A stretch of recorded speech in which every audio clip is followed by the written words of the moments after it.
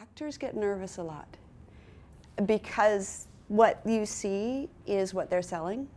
So there's always the vulnerability, the fear of like, this is my package, right? Where if you're a painter, or even as a director, I can finish something, put it on a wall, and walk away from it, and I'm not the one being judged. It's the thing on the wall that's being judged. So you guys are in a much more difficult position in some ways. In some ways it's an advantage because that's it. You don't have to describe yourself to somebody. It's pretty obvious. On the other hand, it's a really vulnerable place to come from, to sort of just walk into a room and go, okay, you're looking at me and you're going to decide whether you want to work with me or not based on this, which I have almost no control over what it looks like. So then where do you have the control in that relationship? You have the control in how you are and who you are on the inside. So I think that that's a really important thing that actors forget about. Forget about how you look. None of it matters. The director's going to change how you look to suit what they want in the film anyway. You know, make you dirty, grow your hair, change your clothes. You know, some of that stuff is a bit changeable. What matters as an actor is that little seed that's you, that's specifically you, and no one else is ever going to be that, or no one else can ever duplicate that. And be messy. You know, life is messy. It's more interesting if you're messy. Nobody wants to see perfect people. You can't relate to them. You can't. There's no anchor with them. Who wants to watch 2 hours worth of perfect people? You learn nothing, right? So yeah, you guys don't be afraid to be messy. You know, and for God's sake, if you're in an audition, for me, anybody who comes in, and if you screw up a line, feel free to to swear or to like get loose, or I don't care. You don't have to be uptight and you don't have to be super polished. I'm not interested in that. I'm interested in your rough edges, because that's the stuff that I want to work with. Can you answer what perfect is, though? Why don't you tell me what perfect is? Right. Because it's subjective.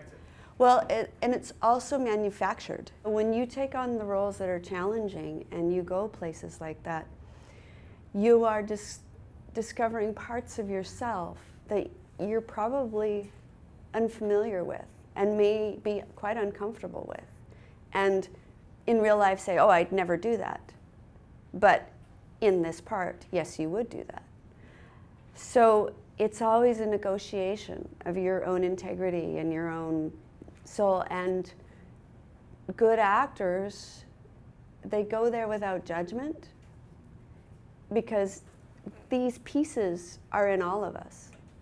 All these pieces of fear and anger and crazy joy, and they're all in all of us. Otherwise, we wouldn't be relating to each other.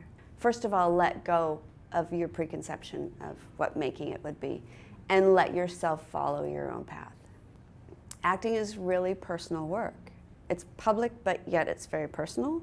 So sometimes you may just want to stay in your own community and do the work there, and explore a character that way and, you know, be able to do 6 community plays each year and stuff. And to some people that might be making it. And that's a very noble thing to do. There is nothing wrong with that. I think as long as, you know, as long as you're living a creative life and expressing yourselves, then it can take on any form. Sometimes all they want is a 6-foot-tall bombshell. And if that's all they want, then I would go back and I would say, okay, well then, what does that part offer me creatively? Because I would suspect that if they're sticking to that kind of stereotype box, that the creative fulfillment of that role will be quite low. So I would be cautious of the ones that are, you know, it has to be exactly this because we need, you know. Good parts quite often are more flexible on what that look would be. And sometimes a director doesn't know what the look is, they only know what it feels like. They know what that personality is, not the look. So, yeah, just give yourself some space around that too. I would say don't worry about being a female, don't worry about having an accent. Just do what you do.